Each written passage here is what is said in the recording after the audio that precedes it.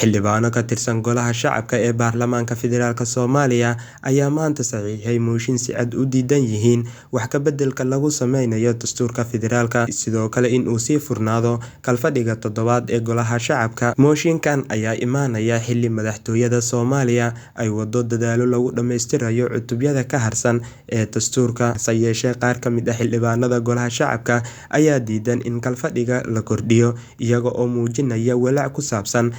iyo wax ka beddelka dastuurka. Dhanka kale, xildhibaanada Golaha Shacabka oo mooshinka keenay ayaa sheegay in wax ka beddel kasta oo lagu sameynayo dastuurka uu u baahan yahay wada tashi ballaaran, isla xisaabtan iyo hannaan sharciyeed oo waafaqsan dastuurka ku-meel gaarka ah si loo ilaaliyo midnimada iyo xasilloonida dalka. Mooshinkan oo ay soo gudbiyeen qaar ka mid ah baarlamaanka federaalk Soomaaliya ayaa ku soo aadaya iyada oo madaxtooyada Soomaaliya ay waddo dadaalo joogto ah oo lagu dhammaystirayo cutubyada ka harsan ee dastuurka, taasoo u baahan doonta in baarlamaanku uu sii shaqeyn doono, iyada oo arrintaasi si weyn u diidan yihiin qaar ka mid ah xildhibaanada Golaha Shacabka ee Baarlamaanka Federaalk Soomaaliya. Xuseen Maxamed, Garsoor TV, magaalada Muqdisho.